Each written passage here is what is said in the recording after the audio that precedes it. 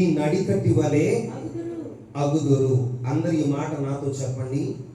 ఈ ప్రజలు దేనికి పనికిరాని ఈ నడికట్టి వలె అగుదురు.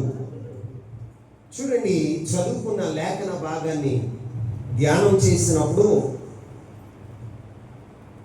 ఉన్నవాడు అనువాడైన దేవుడు, మహత్కరమైన మాట చేత ప్రపంచాన్ని ఏలుచున్న దేవుడు, సర్వశక్తివంతుడైన దేవుడు మాట్లాడుతున్న మాటలు ఇర్మియా ప్రవక్తతో ఇశ్రాయేలు ప్రజలను గురించి ప్రభువు మాట్లాడుతున్న మాటలు. ఏమంటున్నాడు తెలుసా? ఇర్మియా ప్రవక్తతో మాట్లాడుతున్న మాటలు ఏమిటాయి అంటే, ఈ ప్రజలు దేనికి పనికిరాని ఈ నడికట్టు వలె అగుదురు. ఏ నడికట్టు అంటే, ఇక్కడ ఈ అధ్యాయాన్ని మనం ధ్యానం చేసినప్పుడు ఒక రోజున ఇర్మియాకి దేవుడు ప్రత్యక్షమై ఇర్మియాతో ఎలాగో సెలవిస్తున్నాడు. ఏమని చెప్తున్నాడయ్యా అంటే, ఇర్మియాతో ఏమని చెప్తున్నాడో తెలుసా? నీవు వెళ్ళి అవిసె నార నడికట్టును కొని నీ నడుముకు దాన్ని కట్టుకొను అంటున్నాడు. ఇర్మియాతో ప్రభు చెప్తున్న మాట ఏంటి అంటే, ఒక అవిసె నార నడికట్టును నువ్వు కొనుక్కో, దాన్ని నీ నడుముకి కట్టుకో అని ఇర్మియాతో చెప్పగా, ఇర్మియా అవిసె నార నడికట్టును కట్టుకొని తన నడుముకి కట్టుకున్నాడు. నీళ్లు దానిలో వేయకుండా, అది తడవకుండా ఆ నడికట్టును తన నడయానికి కట్టుకున్నాడు. తర్వాత ప్రభు మరలా ఇర్మియాతో చెప్తున్నాడు, ఇర్మియా, నీవు నడయానికి కట్టుకున్నావే నడికట్టు, ఆ నడికట్టును తీసుకొని నీవు యూఫ్రటీసు నొద్దకు వెళ్ళు. ఎక్కడికి వెళ్ళమంటాడండి? యూఫ్రటీసు నొద్దకు నువ్వు పోయి అక్కడ ఆ నడికట్టును ఏం చేయాలో తెలుసా? అమ్మా, నేను చెప్పేది నండి, నేను నన్ను కర్మకుండా నేను చదవండి. అదేందా? ఆ నడికట్టును తీసుకుని నువ్వు వెళ్ళి ఆ నడికట్టుని ఏం చేయమన్నాడో తెలుసా? దాన్ని దాచిపెట్టు అన్నాడు. ఏమన్నాడండి? దాచిపెట్టమన్నాడు. ఇర్మియా దేవుడు చెప్పినట్లుగానే ఆ నడికట్టును తన నడుముని చెప్పి యూఫ్రటీసు నొద్దకు వెళ్ళి ఆ నడికట్టును రాళ్ళ సందులో దాచిపెట్టాడు. మట్టేసి దాన్ని దాచిపెట్టాడు.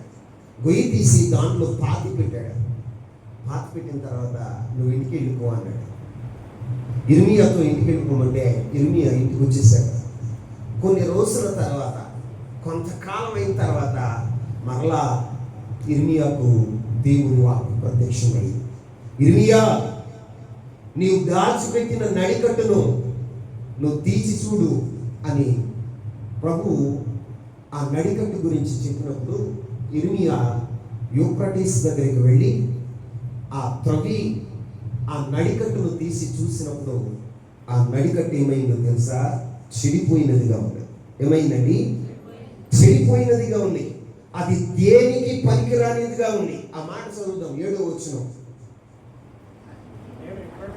నేను యూఫ్రటీసు నొద్దకు పోయి త్రవ్వి ఆ నడికట్టును దాచి పెట్టిన చోటు నుండి దాన్ని తీసుకుంటుంది.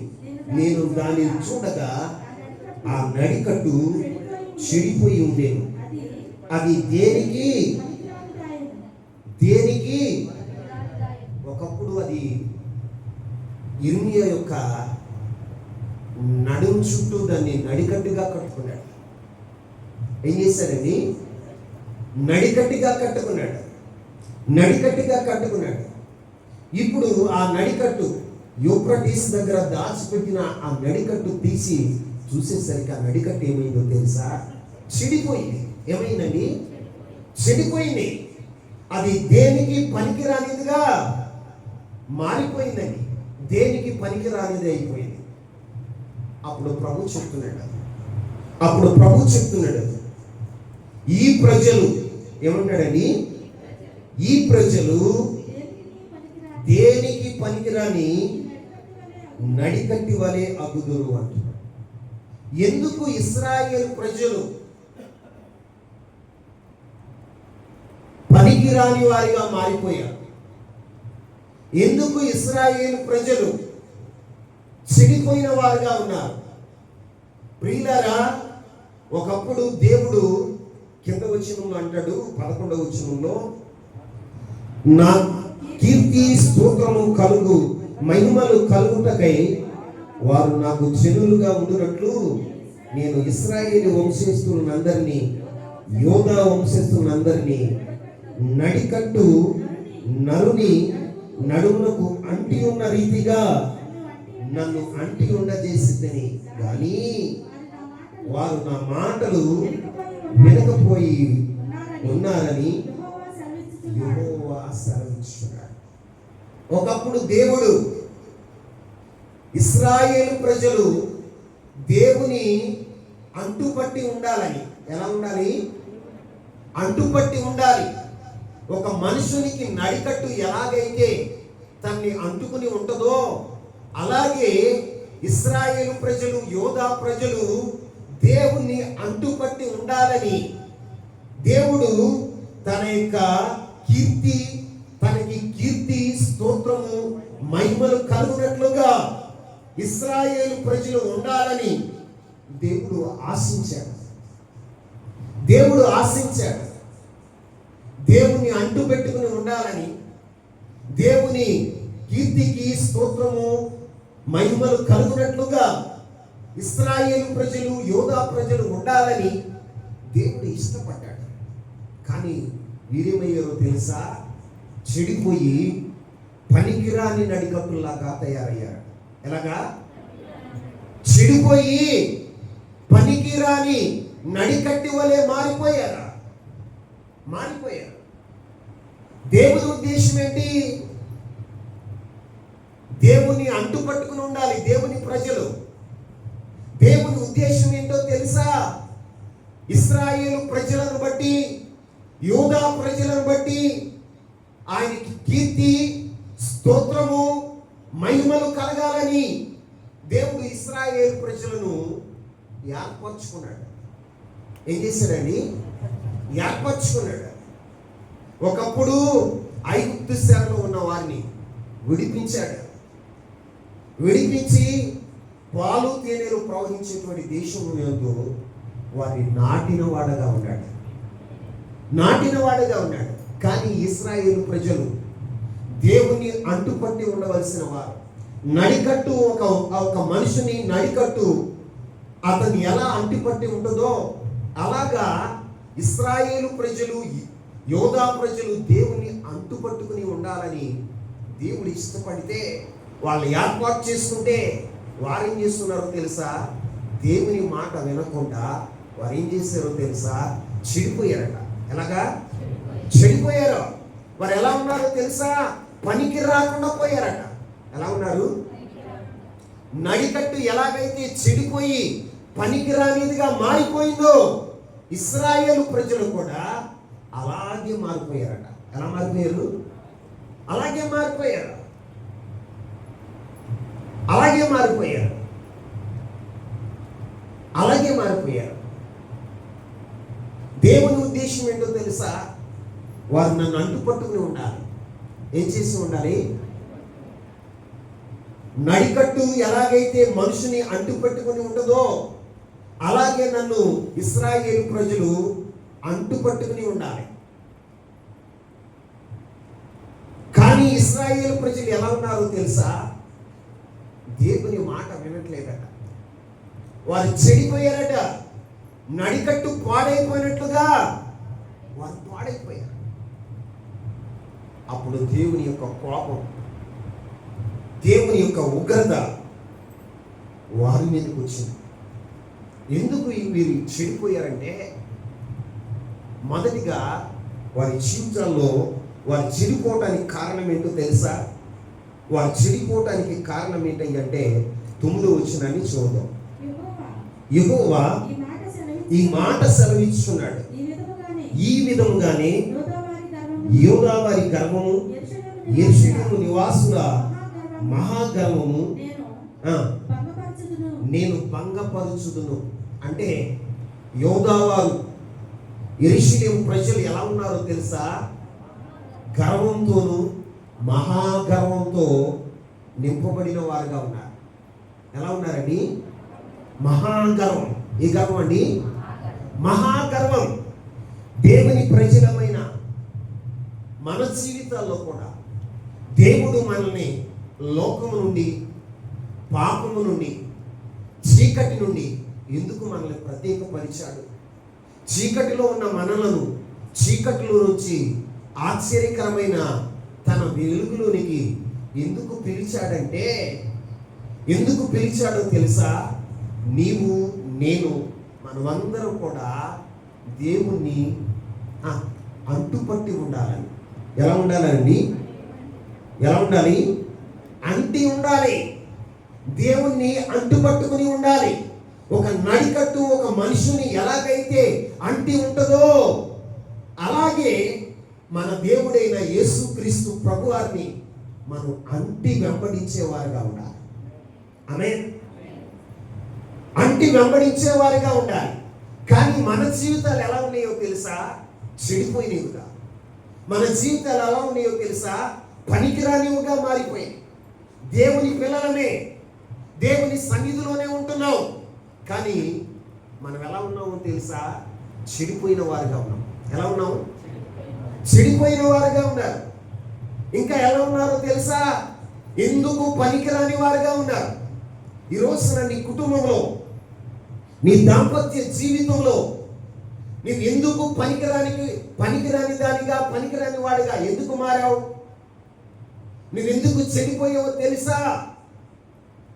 దేవుని సన్నిధిలోనే ఉంటున్నావు, కానీ నువ్వు ఎలా ఉన్నావో తెలుసా? చెడిపోయిన వాడుగా ఉన్నావు. ఎలా ఉన్నావు? అది అందరికీ తెలియదు. హృదయాంతరంగాలు ఎరిగిన దేవుడు. ఆమేన్. ఆయన హృదయాంతరంగాలు ఎరిగిన దేవుడు కాబట్టి యిర్మీయాతో మాట్లాడుతున్నాడు. యిర్మీయా, ఈ ప్రజలు దేనికి పనికిరాని నడికట్టి వలె అగుదురు అంటున్నాడు. ఎందుకని అంటే వారి హృదయాల్లో ఏముందో తెలుసా? మహాగర్వం ఉంది. ఈ గర్వం చెప్పండి. మహాగర్వం. ఈ రోజున దేవుని సన్నిధిలో దేవుని పిల్లలుగా పిలువబడుతున్న మన జీవితాల్లో కూడా దేవుడు హృదయాంతరంగాల్ని చూస్తూ మాట్లాడుతున్నాడు. నువ్వెందుకు పనికిరాని వాడిగా, పనికిరాని దానిగా మారిపోయావో తెలుసా? నీ కుటుంబం పనికిరాని దానిగా ఎందుకు మారిపోయిందో తెలుసా? నీ వ్యక్తిగత జీవితం ఎందుకు చెడిపోయిందో తెలుసా? ఎందుకు పనికిరాని వాడిగా, పనికిరాని దానిగా మారిపోయావో తెలుసా? ఇటు తల్లిదండ్రులకు ఉపయోగం లేని వ్యక్తిగా, ఇటు భార్యకి ఉపయోగం లేని వ్యక్తిగా, ఇటు భర్తకి ఉపయోగం లేని వ్యక్తిగా ఈ రోజున నీ జీవితంలో దైవజనుడికి, సంఘానికి ఉపయోగం లేని ఒక వ్యక్తిగా ఎందుకు మారావో తెలుసా? ఎందుకు మారావో తెలుసా? నీలో ఉన్న మహాగర్వం. ఏ గర్వం అండి? చెప్పండి. మహాగర్వం. దేవుని ప్రజలు ఎలా చెడిపోతున్నారు, ఎలా పనికి రాకుండా పోతున్నారు అంటే మహాగర్వాన్ని ఉంచుకున్నారట హృదయంలో. ఇది ఎవరికైనా కనపడుతుందా? చెప్పండి. కనపడదు. కానీ దేవుడు చూశాడు. ఇశ్రాయేలు ప్రజలను, యోధా ప్రజలను దేవుడు చూసి వీళ్ళు నన్ను నడికట్టు అంటుకున్నట్లుగా నన్ను అంటుపట్టి నన్ను వెంబడిస్తారు అనుకుంటే వీరు ఎలా ఉన్నారో తెలుసా? చెడిపోయి ఎందుకు పనికిరాని ప్రజలుగా మారిపోయారు. ఎలా మారిపోయారండి? ఎందుకు పనికిరాని ప్రజలుగా మారి. అవును, నీ కుటుంబంలో నువ్వు ఉపయోగం లేని వ్యక్తిగా ఉండటానికి కారణం నీ భార్యకు నువ్వు ఉపయోగం లేని ఒక భర్తగా ఉండటానికి కారణం ఏంటో తెలుసా? నీ హృదయంలో ఉన్న గర్వం, చదువుకున్నాననే గర్వం, అంతా నాకు తెలుసు అనే గర్వం, నేను మాటకారిని అనే గర్వం, లేకపోతే నీలో ఉన్న బలాన్ని చూసుకొని గర్వపడుతున్నావు. నీలో ఉన్నటువంటి నైపుణ్యాన్ని చూసుకుని నువ్వేం చేస్తున్నావు తెలుసా? గర్వపడేవాడుగా ఉంటుంది. బైబిల్ చెప్తుంది, సామెతల గ్రంథం 16వ అధ్యాయం 18వ వచనాన్ని చూడండి. సామెతల గ్రంథం 16వ అధ్యాయం. నాశనమునకు ముందు గర్వము నడుచును, పడిపోవటానికి ముందు అహంకార మనసు నడుచును. ఆమేన్. నీవు ఏమవటానికి? నాశనం అవటానికి. నాశనానికి ముందు ఏం నడుస్తుందో తెలుసా? గర్వం. నీ కుటుంబ నాశనానికి కారణం ఏంటో తెలుసా? నీ కుటుంబస్తులు వ్యవహరిస్తున్న గర్వమే. నీ గర్వమే నేనేం చేస్తుందో తెలుసా? నాశనం చేస్తుంది. నువ్వు పడిపోవటానికి, ఉన్నతమైన శిఖరాల నుంచి నువ్వు పడిపోవటానికి కారణం ఏంటో తెలుసా? నీ అహంకారం. ఏమిటంట? అహంకారమే. ఒక ఆత్మీయులో ఉండకూడదు నీలో, నీ కుటుంబంలో ఉంది. అందుకే నీ కుటుంబ వ్యవస్థ ఏమైపోయిందో తెలుసా? చెడిపోయినదిగా ఉంది. నీ కుటుంబ వ్యవస్థ ఏమైపోయిందో తెలుసా? ఎందుకు పనికిరానిదిగా మారిపోయింది. ఎలా మారిపోయింది? ఎవరిని చూసినా నిష్ప్రయోజకులు, పనికిరాని వారిగా మారిపోయారు. కారణం ఏంటి? అరే, ఆ కుటుంబం పనికిరానిదిగా పాడైపోయిందిరా. భార్య భర్తల మధ్యన సత్సంబంధం లేదురా. భార్య భర్తల మధ్యన ఐక్యత లేదురా. భార్య భర్తల మధ్యన ప్రేమానురాగాలు లేవురా. అరే, వారి యొక్క జీవితాల్లో పాడైపోయిన వారుగా ఉన్నారా. కారణం ఏంటో తెలుసా? మీలో ఉన్న గర్వం. ఏంటండి? మీలో ఉన్న గర్వమే. చదువుకున్నాననే గర్వము, సౌందర్యంగా ఉన్నాననే గర్వము, ధనం ఉందనే గర్వము, ఉద్యోగం చేస్తున్నాననే గర్వము. నీ జీవితంలో ఒకవేళ నా భర్త కంటే నేనే తెలియగలిగిన దాన్ని అన్న గర్వము, లేకపోతే నా భార్య కంటే నేనే తెలివి గలవాడిని, నేనే బలం కలిగిన వాడిని, పలుకుబడి కలిగిన వాడిని, ఇదిగో ఈ గ్రామంలోనే మా కుటుంబం ఒక పెద్ద కుటుంబం అనే గర్వం. ఆ గర్వమే నిన్నేం చేస్తుందో తెలుసా? చెడిపోయేటట్లుగా చేస్తుంది. ఆ గర్వమే నిన్నేం చేస్తుందో తెలుసా? పాడైపోయేటట్లుగా చేస్తాం. ఎలా చేస్తుంది? అరే, ఈ కుటుంబం చూస్తూనే పాడైపోయింది. ఎందుకు పాడైపోయింది? భార్య భర్తల మధ్యన ప్రేమ ఏమైపోయింది? భర్తకి భార్య కంటే నేనే గొప్పవాడిననే గర్వం. భార్య నీవు లేకపోతే నేను బ్రతకలేనా అనే గర్వం నీ జీవితంలో ఏమవుతుందో తెలుసా? నీ దాంపత్య జీవితాన్ని పాడు చేస్తుంది, చెడిపోయేటట్లుగా చేస్తుంది. మీ కుటుంబ వ్యవస్థని చెరిపేసేదిగా అవుతుంది.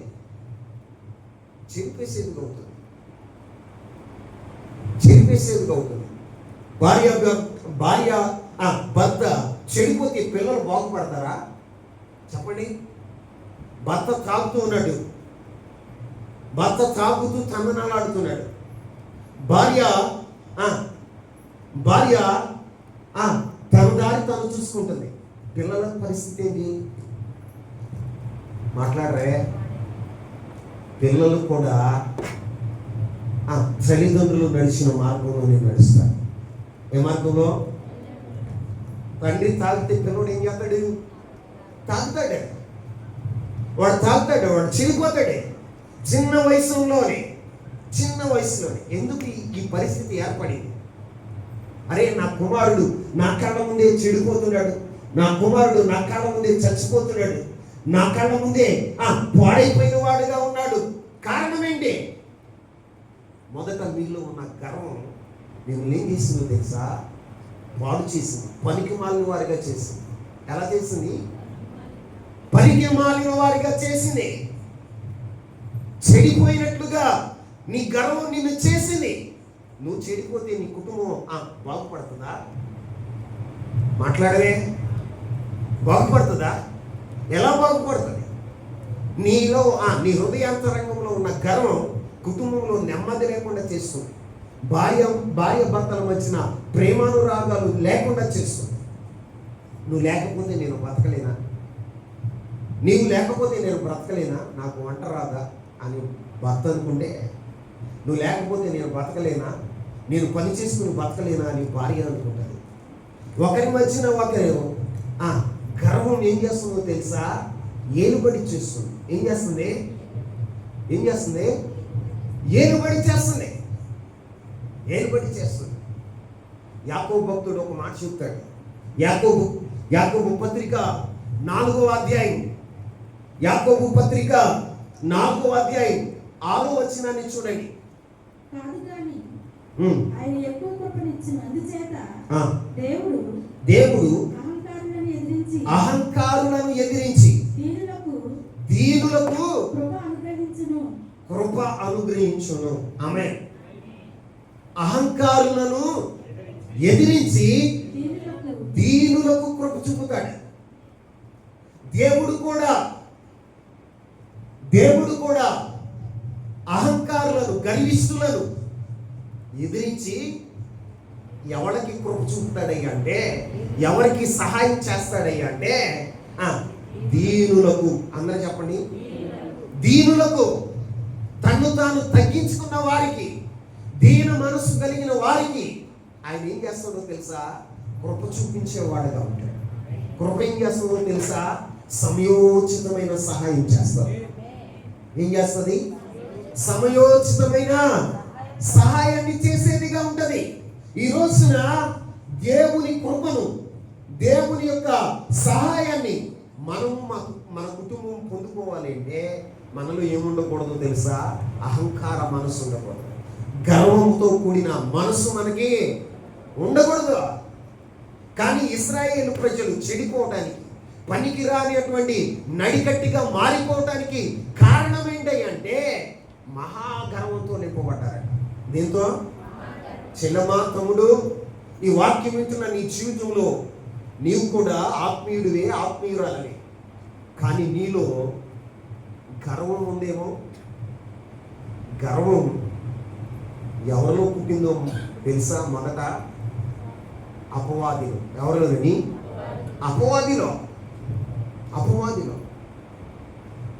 అపవాదిలో ఈ సాతానుగాడులో ఈ గర్వం పుట్టినప్పుడు ఏమయ్యాడో తెలుసా? పరలోకం నుండి త్రోసివేయబడ్డాడు. ఏం చేయబడ్డాడండి? పరలోకం నుంచి త్రోసివేయబడ్డాడు.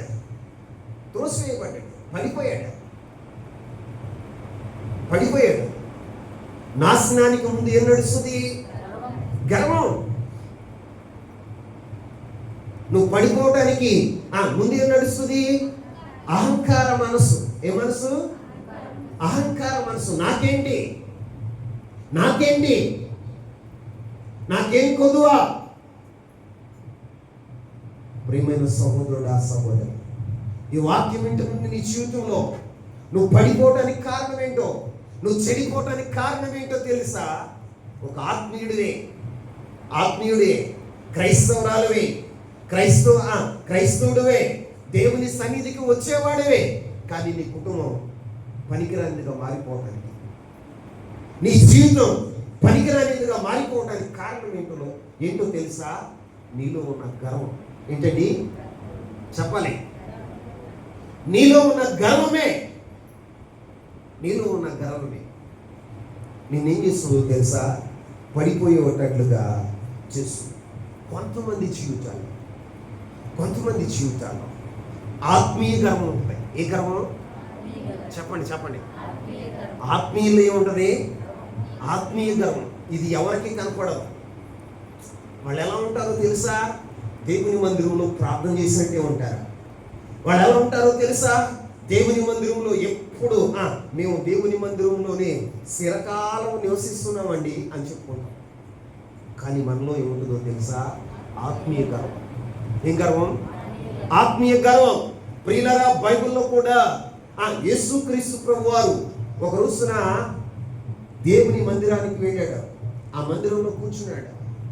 ఆ మందిరంలో కూర్చుని ఉంటే పరిసయ్యుడు వచ్చాడు. పరిశుద్ధ స్థలంలోనికి వచ్చి ప్రార్థన చేస్తున్నాడు. ఏమో తెలుసా?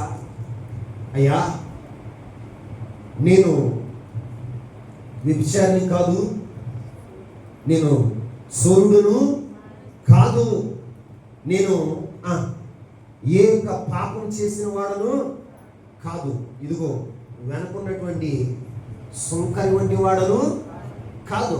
నేనేం చేస్తానో తెలుసా?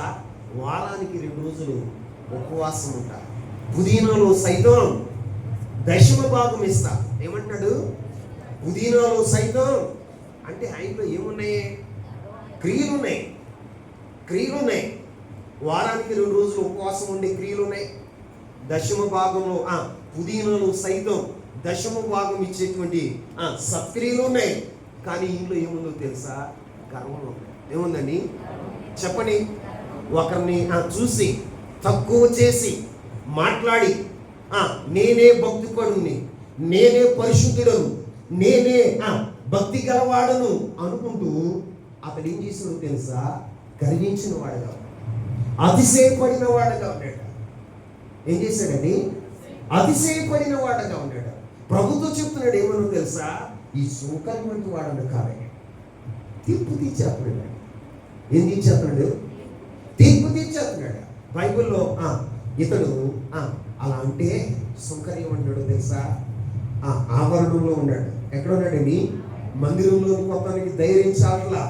ఆవరణంలో ఉండి ఆకాశం వైపు కన్నులెత్తడానికి కూడా ధైర్యం చాలక, ప్రభా నేను పాపిని ప్రభా అని గుండెను బాదుకుంటూ ఏడుస్తున్నాడు. ప్రభా నన్ను కనికరించేయ, అయ్యా ఈ పాపిని క్షమించు ప్రభా, నీ మందిరంలోనికి రావడానికి నాకు యోగ్యత లేదు. ఆకాశం తట్టు, ఆకాశమైన నీ సింహాసనం తట్టు కన్నులెత్తడానికి కూడా నాకు ధైర్యం చాలట్లేదు ప్రభా అని తను తాను తగ్గించుకుంటూ విరిగి నలిగిన హృదయంతో దేవుని సన్నిధిలో ప్రార్థన చేస్తున్నాడు. అప్పుడు ప్రభు ఏమన్నాడు చూడండి, లోకా శుభవార్త 18వ అధ్యాయం 14వ వచనాన్ని చదువుతాం. అతని కంటే ఇతడు నీతిమంతుడుగా తీర్చబడి తన ఇంటికి వెళ్ళునని నీతో చెప్పుచున్నాను. తను తాను హెచ్చించుకునేవాడు తగ్గింపబడుననియు, తను తాను తగ్గించుకునేవాడు హెచ్చించబడుననియు చెప్పాను. ఆమేన్. యేసయ్య సుంకరి పరిసయ్యుని గురించి మాట్లాడుతూ, పరిసయ్యుడు తను తాను హెచ్చించుకున్నాడు. తన యొక్క నీతి క్రియలను బట్టి, తను చేస్తున్నటువంటి భక్తిని బట్టి ఏం చేశాడో తెలుసా? గర్వించిన వాడుగా ఉన్నాడు, అతిశయపడిన వాడుగా ఉన్నాడు, హెచ్చించుకున్న వాడుగా ఉన్నాడు. దేవుడు ఏం చేస్తాడో తెలుసా? అతని ప్రార్థన అంగీకరించాల, అతన్ని నీతిమంతుడిగా దేవుడు ఎంచలా. ఎవరిని నీతిమంతుడిగా ఎంచాడో తెలుసా? తను తాను తగ్గించుకున్నవాడిని. ఎవరిని? తను తాను తగ్గించుకున్నవాడిని. దేవుని సన్నిధిలో విరిగి నలిగిన హృదయంతో ప్రార్థన చేసిన వాడిని నీతిమంతుడిగా మార్చాడు. ఆమేన్. మరి నీ జీవితంలో ఎలా ఉంటున్నావు? నువ్వు చెడిపోవటానికి కారణం ఏంటి? నువ్వు పడిపోవటానికి కారణం ఏంటి? నీ తోటి వారి కంటే నువ్వు హెచ్చించుకుంటున్నావేమో, వీరికంటే నేనే బెటర్ భక్తి చేస్తున్నాను, వీరి మీద నేనే బాగుంటున్నాను అని నువ్వు అనుకుంటున్నావేమో. నీ హృదయంలో నువ్వు అతిశయపడుతున్నావేమో, నీ హృదయంలో నువ్వు గర్విస్తున్నావేమో. అందుకే ఒకవేళ నీ జీవితం నువ్వు చెడిపోయిన వాడుగా, పనికిరాని వాడిగా మారిపోయేవేమో, ఉపయోగం లేని వ్యక్తిగా నువ్వు మారిపోయేవేమో. జ్ఞాపకం చేసుకుంటున్నావా? ప్రియులారా, చాలా మంది ఏం చేస్తారో తెలుసా? వారి హృదయంలో గర్వించి, ఎలా తెలుసా? గర్వపు మాటలు. ఏం మాటలండి? ఏ మాటల ద్వారా వారి గర్వం ఎక్కడ కనపడుతుందో తెలుసా? వారి మాటల్లోనే కనపడుతుంది. ఎక్కడ? ఈ పరిచయంలాగా మాటల్లోనే కనపడుతుంది. ఈ పరిచయంలాగా తన మాటల్లోనే, నేను ఈ సుంకరి వంటి వాడను కాదు. ఏమంటాడండి? దేవుడితో మాట్లాడేటప్పుడు తగ్గించుకుని మాట్లాడాలి కదా. ఇతడు ఏమంటున్నాడు తెలుసా?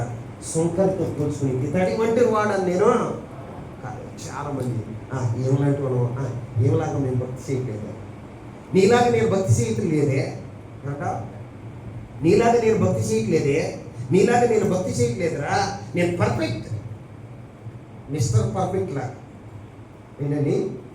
మిస్టర్ పర్ఫెక్ట్, నేనంతా కరెక్ట్గా ఉన్నాను అన్నట్లుగా. కరెక్ట్గా ఉండేది నిన్ను త్రాసులో వేసి ప్రభువు చూస్తున్నప్పుడు ఆ త్రాసులో నీవు ఒకవేళ నీ జీవితంలో నువ్వు తేలిపోతావేమో, నువ్వు తేలిపోతావేమో, నీ మాటలను బట్టి తేలిపోతావేమో. కొంతమంది వారి సౌందర్యాన్ని బట్టి దేవుడు మనల్ని సృష్టించినప్పుడు మన స్థితి, దేవుడు మనల్ని దర్శించినప్పుడు ఎలా ఉందో తెలుసా? రక్తపు మడుగులో ఉన్నాం. ఏ మడుగులో? రక్తపు మడుగులో ఉన్నాం. రక్తపు మడుగులో ఉన్నాం. ఆ రక్తపు మడుగులో ఉంటే ఎవ్వరు మన మీద జాలి చేసుకోకపోతే ప్రభు వచ్చి మన నాభి సూత్రం కత్తిరించి మన రక్తాన్ని శుద్ధి చేసి ఆయన నూనె రాసి మనల్ని శుభ్రం చేసి నువ్వు ఎదుగు వృద్ధి చెందు అని చెప్తే, మనం వృద్ధి చెందిన తర్వాత, ఈడు వచ్చిన తర్వాత మన జీవితంలో ప్రభు మనకి మంచి సౌందర్యాన్ని ఇస్తే, ఇష్టం పుట్టే ప్రాయం మనకు వస్తే, ఆ ఇష్టం పుట్టే ప్రాయంలో ప్రభువుకి అంటుకుని ఉండవలసిన మనం ఏం చేసామో తెలుసా? మన సౌందర్యాన్ని బట్టి, దేని బట్టి? మన సౌందర్యాన్ని బట్టి వ్యభిచారులుగా మారి. ఎలా మారామండి చెప్పండి? ఇక్కడ బైబిల్లో రాయబడిన మాట ఏంటో తెలుసా? ఇదే అధ్యాయంలో 27వ వచనాన్ని చూడండి. 27వ వచనం, నీ వ్యభిచారమును, నీ సకిలింపును, నీ జార కార్యములను, నీ కామాతురతను ప్రభు ఏమంటున్నాడో తెలుసా? నీ వ్యభిచారాన్ని వెరిగిదును. మనుషులు ఏమంటే గుర్రాలు సకిలించినట్టుగా నువ్వు సకిలిస్తున్నావు అన్న సంగతి నేను ఎరుగుతున్నా తమ్ముడు. కొంతమంది ఆడవారికి కనపడితే చాలు రాని దగ్గు వచ్చేస్తుంది. ఏ దగ్గు అంటాడు అవ్వ, సకిలిస్తా ఉంటాడు. అరే బాబు, దేవుడు నీ వ్యభిచార మనసు ఎరిగాడట, నీ సకిలింపులు ఎరిగాడట, నీ జార క్రియలను, నీ జార కార్యాలను నేను ఎరుగుదును, నీ కామతురతను. దేవునికి తెలియదు ఏమన్నా? దేవునికి తెలియదు ఏమన్నా? దేవుడు మనకి సౌందర్యాన్ని ఇచ్చాడు. ఏమిచ్చాడు? సౌందర్యాన్ని ఇచ్చాడు. ఆ సౌందర్యం ఎందుకో తెలుసా? ఆ సౌందర్యాన్ని బట్టి దేవుని సంతోషపరచాలి, దేవుని ఆనందింపచేయాలి, దేవునితో ఆ దేవుణ్ణి అంటుపట్టుకుని ఉండాలి. ఎలా ఉండాలి చెప్పండి? నడికట్టు ఎలా అయితే అంటుకుని ఉంటుందో అలాగే మనం దేవుణ్ణి ఎలా ఉండాలో తెలుసా? అంటుకుని ఉండాలి, హత్తుకుని ఉండాలి. ఆమేన్. ఏమై ఉండాలి? హత్తుకుని ఉండాలి. పరిశుద్ధ సంఘం దేవుణ్ణి హత్తుకునేదిగా ఉండాలి. కానీ ప్రభుని బట్టి సంతోషం లేదు. ఏమిటి?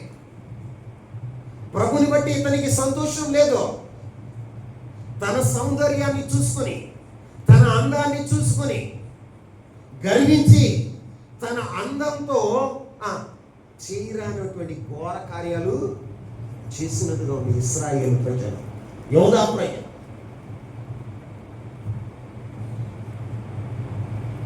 దేవుడిచ్చినటువంటి సౌందర్యాన్ని, దేవుని స్తుతించవలసిన మనం, దేవుని మహిమపరచవలసిన మనం ఆ సౌందర్యాన్ని ఆధారం చేసుకుని, దీన్ని ఆధారం చేసుకుని, ఆ సౌందర్యాన్ని ఆధారం చేసుకుని, లేకపోతే నీకు బలాన్ని ఇచ్చాడు, ఆ బలాన్ని ఆధారం చేసుకుని, నీకు ధనాన్ని ఇచ్చాడు, ఆ ధనాన్నే ఆధారం చేసుకుని, గర్వాన్ని కంఠహారంగా ధరించుకుని నువ్వు చెడిపోయిన వాడిగా ఉంటున్నావు. ఎలా ఉంటున్నావు? చెడిపోయిన వాడిగా ఉంటున్నావు. నీ మాటలు వచ్చే గర్వపు మాటలు, నీ క్రియలో గర్వపు క్రియలు, నీ క్రియలు ఎలా ఉన్నాయో తెలుసా? వ్యభిచార క్రియలంట. ఏ క్రియలు? వ్యభిచార క్రియలు, జార కార్యాలు. ఇంకెలా ఉన్నాయో తెలుసా? మనుషులు వెళుతూ ఉంటే పాపం చేయవు, సకిలిస్తాం. ఏది సకిలిస్తుంది? కరెక్టే చెప్పండి. గుర్రం సకిలించినట్టుగా, బాగా బలిసిన గుర్రములు అని వాళ్ళు సకిలించేదారు. వాళ్ళు ఏం చేస్తున్నారట? సకిలిస్తున్నారట. ఇవి నేను ఎరిగాను, నాకు తెలుసు నువ్వు సకిలిస్తావని. ఆ అమ్మాయి వెళ్తే సకిలిస్తావన్న సంగతి నాకు తెలుసు అంటున్నాడు ప్రభు. నువ్వు చెడిపోవటానికి కారణం ఏంటో తెలుసా? నీ సకిలింపుల వల్ల నువ్వు చెడిపోతున్నావు. దేవునికి మహిమ తేవలసిన నీవు, దేవునికి కీర్తి తేవలసిన నీవు, దేవునికి స్తోత్రములు చెల్లించవలసిన నీవు, నీ వలన దేవునికి ఏమొస్తుందో తెలుసా? మహిమకు బదులు అవమానం, దుఃఖం, అపకీర్తి. అప్పుడు ప్రభు అంటాడు, నువ్వు చెడిపోయిన వాడుగా ఉన్నావు, నువ్వు పనికి రాని దానిగా మారిపోయావు. ఎందుకు మారిపోయావు అంటే నీలో మహాగర్వం ఉండాలి. ఏ గర్వం? అంతేకాదు, నీలో ఏముందో తెలుసా? వ్యభిచార క్రియ. చెప్పండి. ఇంకా చెడిపోవడానికి కారణం ఏంటో తెలుసా? జార స్త్రీలో, జార కార్యంలో ఇంకా నువ్వు చెడిపోవటానికి కామతురత. ఏంటండి? కామతురత. అందుకే సకిలింపులు. ఆత్మీయుడివే, సకిలింపులు మాత్రం మానలా. నువ్వెందుకు చెడిపోయావో తెలుసా? ఎందుకు పనికిరాని దానిగా మారిపోయావో తెలుసా? ఈ క్రియలు నీలో ఉన్నాయి. దేవుని మాట వినకుండా నువ్వేం చేస్తున్నావు తెలుసా? ఇట్టి కార్యాలన్నీ నీ హృదయంలో దాచుకుంటున్నావు. ఇంకేమంటాడో తెలుసా ప్రభు? 12వ వచనాన్ని చూద్దామా? ఇర్మియా గ్రంథం 13వ అధ్యాయం 12వ వచనం. కాబట్టి నీవు వారితో చెప్పవలసిన మాట ఏదనగా, ఇశ్రాయేలు దేవుడైన యెహోవా ఇలాగు సెలవిస్తున్నాడు, ప్రతి సిద్ధయు ద్రాక్షారసంతో నింపబడును. ప్రతి సిద్ధయు ద్రాక్షారసంతో నింపబడునని మాకు తెలియదా?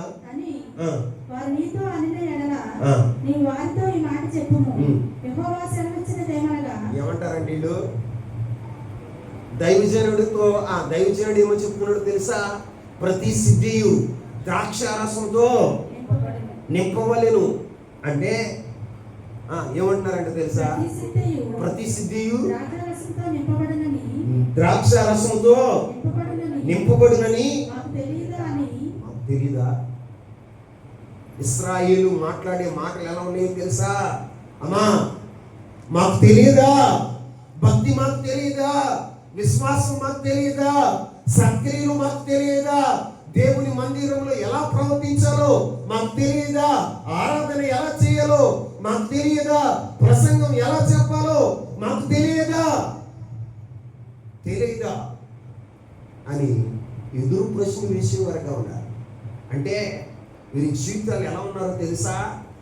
మాకంతా తెలుసు. ఏమనుకుంటున్నారు చెప్పండి? ఇశ్రాయేలు ప్రజల మనస్తత్వం ఎలా ఉందో తెలుసా? మాకు అంతా తెలుసు. మా సిద్ధుల్లో ద్రాక్షారసం నిండి ఉండాలని మాకు. అంటే అర్థం ఏంటి?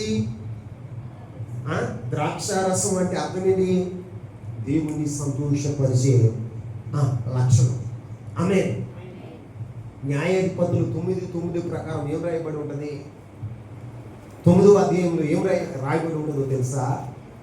ద్రాక్ష చెట్లన్నీ కలిసి ఒక రోజున ద్రాక్ష వల్లి దగ్గరికి వెళ్ళి, ద్రాక్షవల్లి మా మీద నువ్వు రాజుగా ఉండవు అంటే ఆ ద్రాక్షవల్లి ఏముంటుందో తెలుసా? నేను మనుషులను దేవుని సంతోషపరిచే నా ద్రాక్షారసం ఇంకా మీ మీద రాజుగా ఉండి ఇటు అటు ఊగుటకు నేను వచ్చానని అని చెప్పి. అంటే ద్రాక్షారసము దేనికి సాదృశ్యంగా ఉందో తెలుసా? దేవుని సంతోషపరిచే లక్షణం. ఆమేన్. దేవుని సంతోషపరచాలని మాకు తెలీదా? మరి తెలిస్తే ఎక్కడ సంతోషపరుస్తున్నావు? ఎక్కడ ఆనందింపజేస్తున్నావు? దేవుని ఎక్కడ సంతోషపరిచేవాడుగా ఉన్నావు? నీ క్రియల ద్వారా, నీ ఆలోచనల ద్వారా, నీ నడవడిక ద్వారా ఎక్కడ నువ్వు సంతోషపరుస్తున్నావు? పైగా ఏమంటున్నారో తెలుసా? మా సిద్ధిలో ద్రాక్షారసంతో నింపుకోవడం అని మాకు తెలియదా? దైవజనుని ప్రశ్నిస్తున్నారు కొంతమంది. ప్రియ సహోదరులు, ప్రియ సహోదరులు ఏం చేస్తారో తెలుసా? మాకు తెలీదా ఇంకలో? మాకు తెలియదేంటండి అని ప్రశ్నిస్తూ ఉంటారు. దైవజనుడు చెప్పినప్పుడు ఏం చేయాలో తెలుసా? వినాలి. ఏం చేయాలి? ఎదురు ప్రశ్నించేవాడుగా ఉండకూడదు. మన జీవితంలో ఎలా ఉంటాం తెలుసా? మాకు తెలీదా? తెలిస్తే ఈ మార్గంలో ఎందుకు నడుస్తావు? తెలిస్తే నువ్వు ఎందుకు దేవుణ్ణి ఆయాసపరుస్తావు? తెలిస్తే ఎందుకు దేవుణ్ణి దుఃఖపరుస్తావు? పరిశుద్ధాత్మని ఎందుకు దుఃఖపరిచే ఆ యొక్క నీచమైన కార్యాలు నువ్వు చేస్తావు? దైవజనుడితో అంటున్నారట, ఏమన్నా తెలుసా? మా సిద్ధుల్లో ద్రాక్షరసము నింపబడి ఉండాలని మాకు తెలియదా?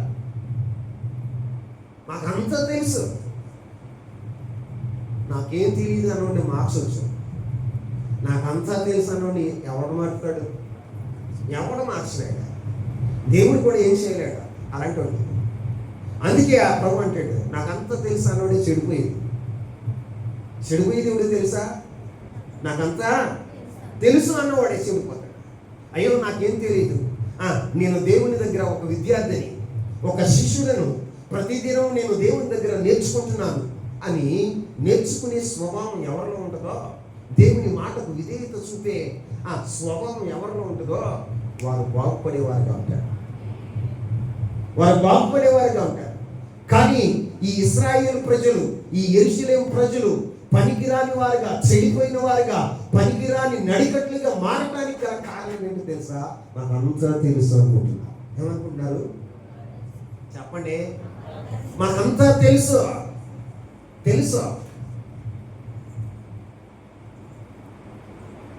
తెలిస్తే దేవుని సంతోషపరిచేవాడుగా, ఏం చేస్తే దేవుడు సంతోషపడతాడు, ఏం చేస్తే దేవుని నామానికి మహిమ వస్తుంది, ఏం చేస్తే దేవునికి కీర్తి కలుగుతుంది, ఆలోచన చేసేవాడివేగా. తోటి వారిని ఎందుకు తృణీకరిస్తున్నావు? నువ్వు తెలిసిన వాడివైతే తోటి వారిని నువ్వు తృణీకరించవు. ఎదటి వారికి కీడు చేయు. బైబిల్లో రాయబడిన మాట ఏంటో తెలుసా? దేవుని కృపా మహిమ కీర్తి కలగాలి అంటే ఏం చేయాలో తెలుసా? చూడండి, రోమాపత్రిక 15వ అధ్యాయం 7వ వచనాన్ని చదవండి. రోమాపత్రిక 15వ అధ్యాయం 7వ వచనం. కాబట్టి క్రీస్తు మిమ్మును చేర్చుకునే ప్రకారము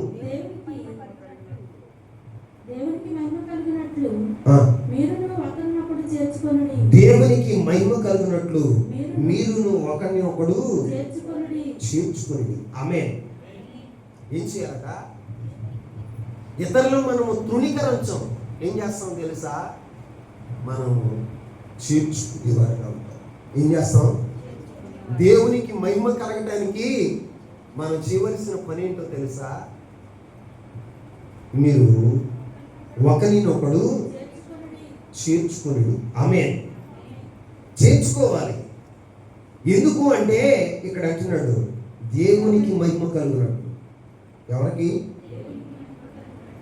కాబట్టి క్రీస్తు మిమ్మును చేర్చుకుని ప్రకారం మీరును దేవునికి మహిమ కలుగునట్లు ఒకరినొకడు చేర్చుకుని. మనల్ని ఇప్పుడు ఆయన చేర్చుకున్నాడు. మనం పాపంలో ఉండగానే, ఎప్పుడని మనం అపరాధంలో చచ్చిన వారమై ఉండగానే ఆయన మన కొరకు ప్రాణం పెట్టి మనలను చేర్చుకున్నవాడుగా ఉన్నాడు. ఆమె చెప్పండి. అందుకని మనం ఏం చేయాలో తెలుసా? ఇతరులను తృణీకరించకూడదు. ఏం చేయకూడదు? ఇతరులను తృణీకరించకూడదు. మనం ఏం చేయాలో తెలుసా? చేర్చుకునేవారుగా ఉండాలి. ఏం చేయాలి? మరి దేవునికి మహిమ తేవాలనే ఆలోచన నీకుంటే, నీకు దేవుని వాక్యం తెలిస్తే, దేవుని కృపా మహిమకు కీర్తికలున్నట్లుగా నువ్వేం చేయాలో తెలుసా? నీ తోటి సహోదరులను చేర్చుకునేవాడుగా ఉండాలి. ఆమేన్. ఏం చేయాలి? నువ్వు తృణీకరించకూడదు. మరి నువ్వు చేర్చుకునే అనుభవంగా నువ్వు చేర్చుకోవు.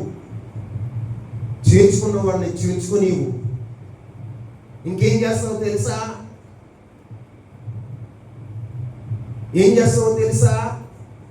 పరదేశులైన వారిని చెరిపేవాడుగా ఉంటావు. ఎలా ఉంటావు? చెరిపేవాడుగా ఉంటావు. చాలా మంది ఇలాగే మనస్తత్వం. వీడు మనూరుడు కాదు, ఎవరోడు కాదు, మనూరుడు కాదు, అందరూ ఒకటైపోతారు. ఇక ఊరంతా వాడికి అన్యాయపు తీర్పులు తెలుస్తాడు. దేవుడు చూస్తున్నాడు. ఎవరు చూస్తున్నారు? నువ్వు తీర్చిన తీర్పులు దేవుడు చూస్తున్నాడు. నిన్ను కూడా ఒక రోజున త్రాసులో పెడతాడు. నువ్వు ఏ తీర్పు తీర్చావో ఆ తీర్పే తీర్చబడతావు. నీ కోడలికి ఏ తీర్పు తీరుస్తున్నావో, అమ్మా నీ అత్తగారికి ఏ తీర్పు తీరుస్తున్నావో, దేవుడు కూడా అదే తీర్పు నిన్ను తీరుస్తాడు. న్యాయ సింహాసనం ఎదుట కూర్చున్నప్పుడు నీ తండ్రికి ఏ తీర్పు తీరుస్తున్నావో, నీ అన్నదమ్ములకు ఏ తీర్పు తీరుస్తున్నావో, పరదేశంలోకి ఏ తీర్పు తీరుస్తున్నావో ఆ తీర్పే నువ్వు పొందుతావు. వేరే కొలత ఏముండదు, వేరే తీర్పు ఏముండదు.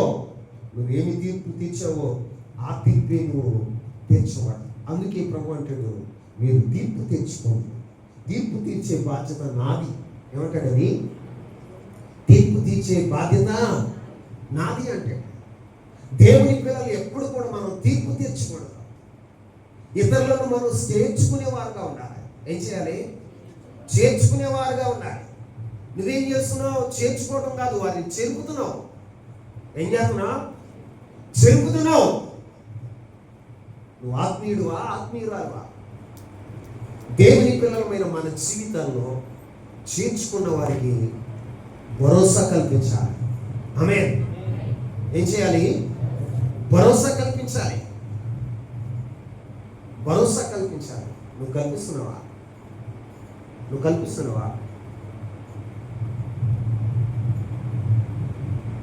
లోతు దేవదూతల్ని తన ఇంట్లో చేర్చుకుంటే సొదొమ గొమొర్రా ప్రజలందరూ కూడా ఏం చేశారో తెలుసా? చిన్నవాడు మొదలుకొని వృద్ధుల వరకు వారితో మేము పాపం చేయాలి, బయటికి పంపించు అని చెప్తుంటే లోతు ఏమన్నాడు తెలుసా? అయ్యలారా, నన్ను క్షమించండి, నాకు వివాహం కాని 2 కుమార్తెలు ఉన్నారు, వారిని మీ యొద్దకు పంపిస్తాను, కానీ వారు మాత్రం మీరేం చేయరు. ఏమన్నాడండి? మీరేం చేయమాకు, ఇదిగో పరదేశులుగా మన ఎందుకు వచ్చారు, వారిని నేను చేర్చుకున్నాను, వారికి అపకారం మీరు తలపెట్టొద్దు అని తన కుమార్తెల జీవితాన్ని పాడు చేయడానికైనా ఇష్టపడ్డాడు. కానీ వారిని కాపాడటానికి ఇష్టపడిన వాడుగా. ఏం చేశాడంటే? ఇష్టపడిన వాడుగా. మరి మనం శరణని మన దగ్గరికి వస్తే చేర్చుకున్నట్లే చేర్చుకుని వారిని ఏం చేస్తున్నాం తెలుసా? చెరిపేవారుగా ఉంటుంది. చెరిపేవారుగా ఉంటున్నాం. అలా ఉండకూడదు. దేవుని కృపా మహిమ కీర్తి కలగాలి అంటే యేసుక్రీస్తు ప్రభువారు మనల్ని ఎలాగైతే చేర్చుకున్నాడో, తన యొక్క పిల్లలుగా మనల్ని ఎలాగైతే చేర్చుకున్నాడో, మనల్ని క్షమించి తన రక్తం చేత మనల్ని శుద్ధి చేసి తన యొక్క స్వాస్థ్యంలో మనల్ని ఎలాగ చేర్చుకున్నాడో, మనం కూడా ఇతరులను మనం ఏం చేయాలో తెలుసా? చేర్చుకునేవారుగా ఉండాలి. ఆమేన్ చెప్పండి. సంఘంలో కొంతమంది ఎలా ఉంటారో తెలుసా? కొత్త వాళ్ళు ఎవరైనా వస్తే ఇష్టపడవు, వాళ్ళతో మాట్లాడవు. వీళ్ళేదో పరిశుద్ధులాగా, వచ్చిన వాళ్ళు పాపాత్ములాగా వాళ్ళని చేర్చుకోరండి. కొన్ని సంఘాల్లో ఏం చేస్తారో తెలుసా? ఎవరో వస్తే ప్రైజ్లాడ్ బ్రదర్, ప్రైజ్లాడ్ సిస్టర్, మీరు బాగున్నారా, మీరు ప్రార్థనకు రండి, మీరు వచ్చినప్పుడు మమ్మల్ని కూడా పిలవండి, లేకపోతే మేము వచ్చేటప్పుడు మిమ్మల్ని పిలుస్తాం సిస్టర్, మీరు వస్తారా, ఏమంటారు, మీరు వస్తారా అని చేర్చుకుంటారు సంఘంలో. కొంతమంది వీళ్ళు వస్తే అయ్యగారు మనల్ని పట్టించుకోవట్లేదు. ఏం పట్టించుకోవట్లే? అరే చిన్నప్పటి నుంచి నేను పెంచాను, పాలించాను, చక్కగా గోరుముద్దలు పెట్టాను, బలమైన ఆహారం పెట్టాను, లేడి వలి గంతులు వేపడం. ఇప్పుడు ఒక యుద్ధ సూర్యులాగా యుద్ధం చేసేటువంటి ఒక సైన్యంలో చేర్చబడ్డాలి. మళ్ళీ నేను ఎత్తుకోవటం ఏంటి? నీతో మాట్లాడటం ఏంటి? నిన్ను పట్టించుకోవటం ఏంటి? ఇప్పుడు తల్లి ఉందండి, 5 సంవత్సరాల పిల్లోని ఒళ్ళు చేర్చుకుంటుందా? అప్పుడే పుట్టిన బిడ్డని ఒళ్ళు చేర్చుకుంటుందా? మాట్లాడరా? 5 సంవత్సరాల బిడ్డ ఒళ్ళు పోతుంటే రే బాబు తమ్ముడు ఉన్నాడు రా, తమ్ముడు నలిగిపోతాడు. ఏమంటది? తమ్ముడు నలిగిపోతుంది. చిన్నపిల్లోడు కమ్మా ఏమంటాడు? ఏమంటే చెప్పండి? చిన్నపిల్లోడు కమ్మా నువ్వు డాడీ దగ్గర పడుకో. ఎక్కడ? డాడీ దగ్గర పడుకో అంటే అని ప్రేమ లేదనా? చెప్పరా? వీడి చిన్నపిల్లోడు, వీడికి బాగుబోగులు చూడాలన్నటువంటి ఉద్దేశం తల్లిదే. దైవజనుడికి కూడా ఏ ఉద్దేశమో తెలుసా? కొత్త వారితో ఎందుకు మాట్లాడతాడయ్యా అంటే వారు దేవునిలో అంటుకట్టబడాలి. వారు దేవునితో అంటుకట్టబడి దేవుని జీవం వారిలో ప్రవహించాలి. వారు ఫలించే వారిగా ఉండాలి. క్రీస్తు స్వరూపంలోనికి మార్చబడిన వారు. మీరు వయసును బట్టి చూస్తే బోధకులు అవ్వాల్సిన వారు. ఇంకా ఆ దైవజనుడు అయ్యగారు మనం పట్టించుకోవాలి. అయ్యగారు అరే 13 సంవత్సరాలు అయింది. ఎన్ని సంవత్సరాలు అయింది? 14 సంవత్సరాలు అయింది. అంటే నీ వయసు ఎంత? యవన ప్రాయం. ఏ ప్రాయం? టీనేజ్. అంటే బలమైనటువంటి యుద్ధాలు చేయగలిగినటువంటి వయసులో ఉన్నావు. నువ్వు 10 మందిని ఆకర్షించి దేవుని సన్నిధికి తీసుకురావాలి. నువ్వు తీసుకురావాలి. వచ్చిన వాళ్ళని చెడగొడతావు. అయ్యే ఏం చేస్తావు? మాట్లాడండి. వచ్చిన వాళ్ళని చెడగొడతావు. అయ్యే ప్రభు అంటున్నాడు, అపొస్తలుడైన పౌలు చెప్తున్నాడు, రోమీయులకు ఏమని చెప్తున్నాడు తెలుసా? మీరు క్రీస్తు మిమ్మల్ని చేర్చుకునే రీతిగా మీరు ఒకరినొకడు చేర్చుకోండి. అలా చేర్చుకోవడం వల్ల ఏమవుతుంది తెలుసా? దేవునికి మహిమ కలుగుతుంది. ఆమేన్. మరి దేవునికి మహిమ తేవాలనే ఆలోచన నీకుంటే ఒకరిని ఒకడు చేర్చుకుంటారు. ఇంకో మాట చెప్తా. ఎఫెసీయులకు రాసిన పత్రిక 1వ అధ్యాయం 4-5 వచనాలు స్పీడ్గా చదువు. ఎట్లనగా తన ప్రియుని యందు తాను ఉచితంగా మనకు అనుగ్రహించిన తన కృపా మహిమకు కీర్తి కలుగునట్లు తన చిత్త ప్రకారమైన దయా సంకల్పం చొప్పున యేసుక్రీస్తు ద్వారా తనకు కుమారులుగా స్వీకరించుటకై మనలను ముందుగా తన కోసమై నిర్ణయించుకొని మనము తన ఎదుట పరిశుద్ధులను నిర్దోషులై ఉండవలనని జగత్తు పునాది వేయబడక మునిపే ప్రేమ చేత ఆయన క్రీస్తులో మనలను ఏర్పరచుకొని. ఆమేన్. నిన్ను అసలు దేవుడు ఎందుకు ఏర్పరచుకున్నాడో నీకు తెలిసే అప్పుడు దేవుని కృపామహిమ కీర్తి కలిగినట్లుగా ప్రవర్తిస్తాం. దేవుడు నిన్ను ఎందుకు ఏర్పరచుకున్నాడో నీకు తెలియకపోతే దేవుని కృపామహిమ కీర్తి తేలవు. ఆయన జగత్తు పునాదికి ముందుగానే, ఇప్పుడంట జగత్తు పునాది వేయబడక ముందే ప్రేమ చేత క్రీస్తులో మనలను ఎందుకు తన ఎదుట పరిశుద్ధులుగాను నిర్దోషులై ఉండవలెనని. ఎలా ఉండాలట అమ్మా? సంఘం ఎలా ఉండాలి? సంఘంలో ఉన్న విశ్వాసి ఎలా ఉండాలి? పరిశుద్ధంగాను నిర్దోషి, దోషం లేని నిష్కళంకమైన నిర్దోషమైన వారిగా మనం ఉండాలి. అందుకే జగతి పునాది వేయబడక ముందే ప్రేమ చేత నిన్ను ఏర్పరచుకున్నవాడుగా ఉన్నాడు. ఆమేన్. నువ్వు ఏర్పాటు లేకుండా రాలా. దేవుని సన్నిధికి ఎందుకు వచ్చావో తెలుసా? జగత్తు పునాది వేయబడక ముందే దేవుడు నిన్ను ఏర్పరచుకున్నాడు కాబట్టి ఆయన సన్నిధికి వచ్చావు. ఆయన సన్నిధికి వచ్చిన నీవు ఎలా ఉండాలో తెలుసా? పరిశుద్ధంగాను నిర్దోషంగా ఉండాలి. అప్పుడు నువ్వు పరిశుద్ధంగా ఉండటం వల్ల, నువ్వు నిర్దోషత్వం నువ్వు కలిగి ఉండటం వల్ల దేవుని నామమునకు కీర్తి మహిమ కలుగుతుంది. ఆమేన్. ఆయన కృపా మహిమకు కీర్తి కలుగునట్లు ఏం కలుగుతుందట? ఆయన కృపా మహిమకు కీర్తి కలుగుతుంది. ఎప్పుడు కీర్తి కలుగుతుంది? సంఘం పరిశుద్ధంగా ఉన్నప్పుడు, సంఘంలో ఉన్న విశ్వాసులు నిర్దోషులుగా ఉన్నప్పుడు. ఎప్పుడండి చెప్పండి. మరి దేవుని ఉద్దేశం ఏంటో తెలుసా? ఆయనకి కీర్తి మహిమ తేవాలని దేవుడు ఆశపడుతుంటే మనం ఏం చేస్తున్నామో తెలుసా? హృదయాన్ని గర్వించి హృదయాన్ని గర్వించి చెడిపోయిన వారుగా, ఎందుకు పనికిరాని వారిగా మారిపోతున్నాం. వ్యభిచార క్రియల వలన, జారత్వం వలన, కామతోరత వలన, ఇతరులను చూసి సహించడం వలన మనం ఏమవుతున్నామో తెలుసా? చెడిపోయి ఎందుకు పనికిరాని వారిగా మారిపోతున్నాం. బాబు నువ్వు ఇలా ఉండాలి నాన్న, పరిశుద్ధంగా ఉండాలి అంటే మీరేమంటారు తెలుసా? పరిశుద్ధంగా ఉండాలన్న సంగతి మాకు తెలియదేంటే కదా. పరిశుద్ధంగా ఉండు. అసమానం ఇదే మాట. అవును, 24 గంటల్లో కూడా ఇదే మాట చెప్పాలి. పరలోకంలో ఉన్న దేవదూతలు ఏం చేస్తారో తెలుసా? వారి 2 కళ్ళు 2 రెక్కలతో మూసుకుని, 2 కాళ్ళను మూసుకుని 2 రెక్కలతో ఎగురుతూ వాళ్ళు ఏమంటా ఉంటారో తెలుసా? పరిశుద్ధుడు పరిశుద్ధుడు పరిశుద్ధుడు అని. దేవదూతలు పరలోకంలో చేసే పని ఏంటో తెలుసా? దేవుని గాన ప్రతిగానాలతో స్తుతించేవారుగా ఉంటారు. ఆమేన్. మరి మనం కూడా భూమి మీద ఉన్న సంఘం ఎలా ఉండాలో తెలుసా? పరిశుద్ధంగా నిర్దోషిగా ఉండాలి. ఎప్పుడైతే పరిశుద్ధంగా నిర్దోషంగా ఉంటామో అప్పుడు ఆయన కృపా మహిమకు కీర్తి కలుగుతుంది. ఏం కలుగుతుంది? కీర్తి కలుగుతుంది. నీలో పరిశుద్ధత లేనప్పుడు, నీలో నిర్దోషత్వం లేనప్పుడు దేవుని నామానికి మహిమ కలగదు, ఆయనకి కీర్తి కలగదు, ఆయనకి స్తోత్రం కలగదు. ఏం కలుగుతుంది తెలుసా? అవమానం కలుగుతుంది. ఏం కలుగుతుంది? అవమానం కలుగుతుంది. నువ్వు తెలుసు అంటానే ఏం చేస్తున్నావు తెలుసా?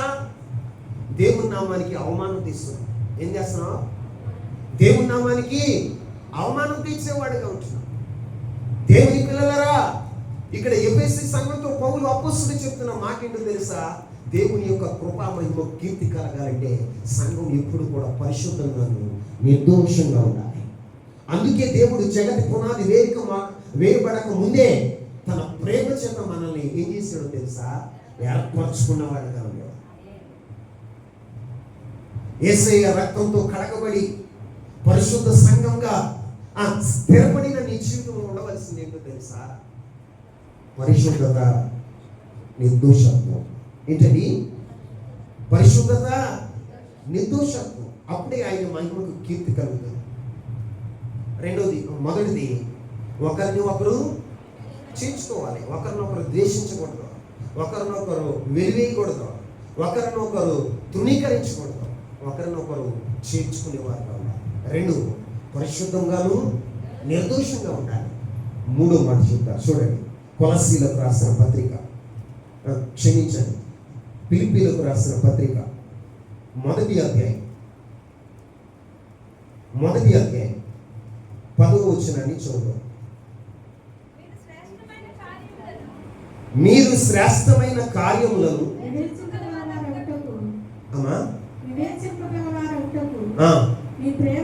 మీ ప్రేమ తెలివితోను అనుభవ జ్ఞానముతోను కూడినదై అంతకంతకు అభివృద్ధి పొందవలెనని ఇందువలన దేవునికి మహిమను స్తోత్రమును కలుగునట్లు మీరు యేసుక్రీస్తు వలనైనా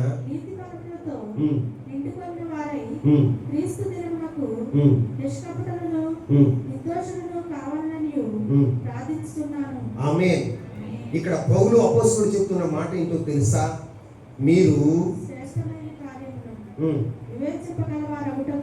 వివేచింపగలవారగుటకు మీ ప్రేమ తెలివితోను సకల విధములైన అనుభవ జ్ఞానంతో కూడినదై అంతకంతకు అభివృద్ధి చెందాలి. ఇందువలన దేవుని మహిమకు స్తోత్రము కలుగునట్లు మీరు యేసుక్రీస్తు వలనైన నీతి ఫలములతో నిండుకొని వారై క్రీస్తు దినమునకు నిష్కపటులుగాను నిర్దోషులుగా ఉండవని ప్రార్థించేవాడుగా ఉన్నాడు. ఆమేన్. దేవుని కృపా మహిమ కీర్తి కలగాలి అంటే మీరేం చేయాలో తెలుసా? నీతి ఫలాలు ఫలించాలి. ఏ ఫలం అండి? నీతి ఫలములతో నిండాలట. ఏ ఫలాలు? నీతి ఫలం. దేవుని నీతి ఫలాలతో మీరు నిండాలి. రెండవది నిష్కపటులను నిర్దోషులుగా ఉండాలని ఆయన ప్రార్థన చేస్తున్నాడు. మరి మన జీవితాల్లో దేవుని కృపా మహిమ కీర్తి కలగడానికి నీతి క్రియలు మనలో ఉన్నాయా? క్రైస్తవులనే నీతి క్రియలు ఉన్నాయా? మన అన్నీ కూడా అవినీతి క్రియలు, అక్రమ క్రియలు, అక్రమ కార్యాలు, బలాత్కారంతో కూడిన క్రియలు. కానీ దేవుని పిల్లలకు ఉండవలసింది ఏంటో తెలుసా? నీతి క్రియలు, నీతి ఫలాలు. ఏంటండి? నీతి ఫలాలు మనకు ఉండాలి. దేవుని పిల్లలుగా నీతి ఫలాలతో నింపబడిన వారుగా ఉండాలి. అప్పుడు దేవునికి ఏమవుతుందో తెలుసా? అక్కడ ఏమని రాశాడండి? దేవునికి మహిమయు స్తోత్రములు కలుగునట్లు. ఆమేన్. ఏం కలగాలి? దేవునికి మహిమ స్తోత్రములు కలిగినట్లుగా మనం నీతి ఫలాలు ఫలించి నిష్కళంకులుగా నిర్దోషులుగా దేవుని సన్నిధిలో మనం నిలబడేవారుగా ఉండాలి. అందుకని దేవుడు నిన్ను ఏం చేశాడో తెలుసా? లోకం నుంచి ప్రత్యేకపరిచిన నీవు ఎలా ఉండాలో తెలుసా? దేవుని అంటుబట్టి ఉండాలి. ఎలా ఉండాలి? అంటుబట్టుకుని ఉండాలి. అంటుబట్టి ఉండాలి. మరి నువ్వు అలా ఉంటున్నావా? అంటుకట్టబడిన నీవు ఎలా ఉండాలో తెలుసా? నీతి క్రియలు. ఏ క్రియలు? నీతి ఫలాలు ఫలించేవాడుగా ఉండాలి. ఏ ఫలాలు? మరి నీ ఫలాలు ఏంటి అమ్మా? నువ్వేం ఫలిస్తున్నావు? శరీర ఫలాలు ఫలిస్తున్నావు, అవినీతి ఫలాలు ఫలిస్తున్నావు, అక్రమ ఫలాలు ఫలిస్తున్నావు, పల్లేరుగాయలు ఫలిస్తున్నావు. నువ్వు ఫలించవలసింది ఏంటంటే నీతి ఫలాలు. ఏ ఫలాలండి?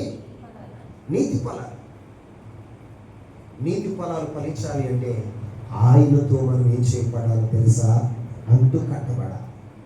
ఆమేన్. మనం ఆయనతో అంటు కట్టబడాలి. అంటు కట్టబడిన మన జీవితాల్లో పనికిరాని తీగలు ఉండకూడదు. ఏ తీగలో? పనికిరాని క్రియలు ఉండకూడదు. నువ్వేం చేయాలో తెలుసా? దేవుని కృపా మహిమ కీర్తి కలగాలంటే ఎప్పటికప్పుడు ఏం చేయాలో తెలుసా? పనికిరాని తీగల్ని నరికివేయాలి. ఏం చేయాలి? పనికిరాని తీగలను నరికివేయాలి. అప్పుడు నువ్వేం చేస్తావో తెలుసా? బహుగా ఫలిస్తావు. ఆమేన్. నువ్వు బహుగా ఫలించినప్పుడు పరలోకపు తండ్రికి ఏమొస్తుందో తెలుసా? మహిమ కలుగుతుంది. ఆమేన్ చెప్పండి.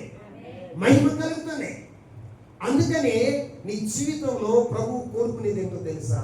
నువ్వు ప్రభుని అంటుకుని ఉండి ఆయన కృపా మహిమ కీర్తి కలగాలన్న ఉద్దేశంతో నేను ఏర్పరచుకున్నాను. నువ్వేం చేస్తున్నావో తెలుసా? నీ గర్వం చేత చెడిపోతున్నావు. నీ అక్రమ కార్యాల వలన పనికిరాని దానిగా మారిపోతున్నావు. నీ వ్యభిచార క్రియల వలన దేవుని మాటలు వినకుండా స్వచిత్తాన్ని నెరవేరుస్తూ నీ కామ కోద మదమార్చాలతో నింపబడి దేవుని నామానికి అపకీర్తి తెస్తుంది. అందుకే ప్రభు అంటున్నాడు, ఈ ప్రజలు దేనికి పనికిరాని నడికట్టు అనే ఆగుతారు. పనికిరాని వాడుగా ఉంటావా? పనికొచ్చేవాడుగా ఉంటావా? నీవే డిసైడ్ చేసుకోవాలి. ఈ రాత్రి నువ్వు పనికొచ్చేవాడుగా ఉండాలి. ఆమేన్. బైబిల్లో ఒక పనికిరాని పనివాడు ఉన్నాడు. ఎవరో పనికిరాని పనివాడు. అక్కడ ఎవరో తెలుసా? ఒనేసిము. ఎవరండి? ఒనేసిము. ఒకసారి బైబిల్లో మనం పరిశ్రమ చేస్తే ఒనేసిము ఫిలోమోను దగ్గర పనిచేసేవాడు. ఎవరి దగ్గర? ఫిలోమోను దగ్గర పనిచేసి పారిపోయిన పనివాడుగా ఉన్నాడు. పారిపోయి మరి ఏ తప్పిదం చేసాడో తెలియదు కానీ జైల్లో వేయబడ్డాడు. ఎక్కడ? జైల్లో వేయబడ్డాడు. అదే సెరసాల్లో ఎవరున్నారో తెలుసా? అపోస్తుడైన పౌలు గారు ఉన్నారు. ఎవరున్నారండి? అపోస్తుడైన పౌలు గారు ఉన్నారు. పౌలు గారు దేవుని మాటలు చెప్పారు. ఒనేసిము ఏం చేశాడు తెలుసా? మారు మనసు పొందాడు. ఏం పొందాడు? మారు మనసు పొందాడు, రక్షణ పొందాడు. జైల్లో తన జీవితాన్ని మార్చుకున్నాడు. శిక్షా విధిని పాటిస్తూ ఆయన ఏం చేశాడో తెలుసా? తన జీవితాన్ని దిద్దుకున్నాడు. ఏం చేశాడండి? తన జీవితాన్ని దిద్దుకున్నాడు. పౌలు గారు చెప్పిన మాటల ప్రకారం తన జీవితాన్ని దిద్దుకుని ఎలా మారాడో తెలుసా? పౌలు గారికి, ఫిలోమోనికి ప్రయోజనకరమైన వాడుగా మారాడట. అది చదవండి, ఫిలోమోను గ్రంథం 11వ వచనం. మునుపు నిష్ప్రయోజనమైన వాడే గాని ఇప్పుడు నీకును నాకును ప్రయోజనకరమైన వాడుగా ఆయను. ఆమేన్. ఒకప్పుడు ఎలాంటి వాడు? నిష్ప్రయోజన వాడు, పనికిరాని వాడు, చెడిపోయిన వాడు. కానీ ఇప్పుడు ఎలా మారాడో తెలుసా? ప్రయోజనకరమైన వ్యక్తిగా మారాడు. ఆమేన్. ఆమేన్ అనండి. ఎలా మారాడు? ప్రయోజనకరమైన వాడిగా మారాడు. మరి నువ్వు మారేవా? ఇన్ని సంవత్సరాలుగా దైవజనులు వాక్యాన్ని చెప్తున్నారే, క్రీస్తు ప్రభు వారిని ప్రకటిస్తున్నారే, ఆయన గురించి మీకు వివరిస్తున్నారే, వింటున్న నీ జీవితంలో మార్పు ఏమైనా వచ్చిందా?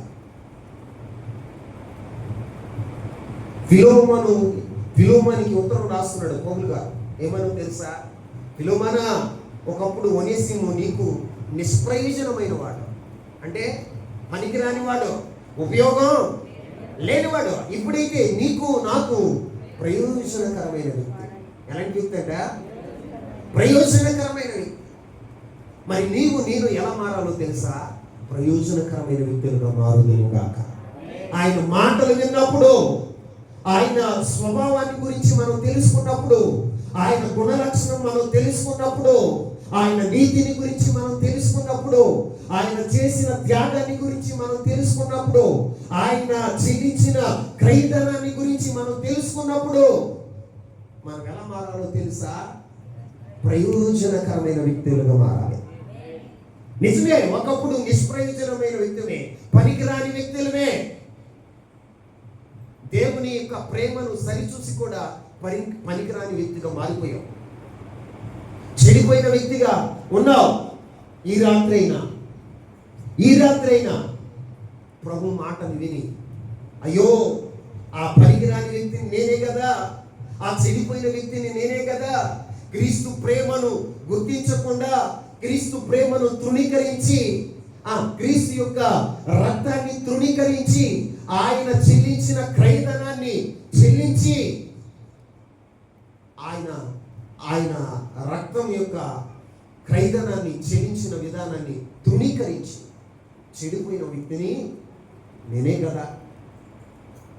కదా. ప్రభు తన విలువైన రక్తాన్ని నా కొరకు క్రయధనంగా చెల్లిస్తే దాన్ని గుర్తించకుండా చెడిపోయిన వ్యక్తిని నేనే కదా అని నువ్వు మనసు మార్చుకోగలిగితే,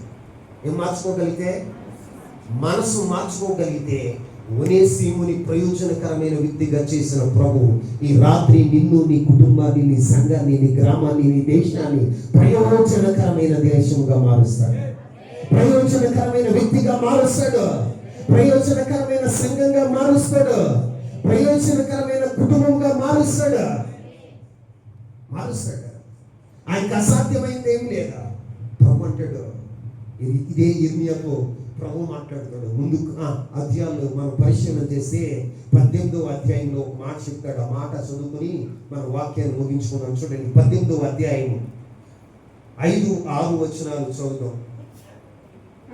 అంతటా యెహోవా వాక్కు నాకు ప్రత్యక్షమై ఇలాగు సెలవిచ్చాను, ఇశ్రాయేలు వారులారా, ఈ కుమ్మరి మట్టికి చేసినట్లు నేను మీకు చేయలేనా? ఇదే యెహోవా వాక్కు. చికిట మన్ను కుమ్మరి చేతిలో ఉన్నట్టుగా ఇశ్రాయేలులారా, మీరు నా చేతిలో ఉన్నారు. ఆమేన్. నా చేతిలో ఉన్నారు, నేను చేయగలను.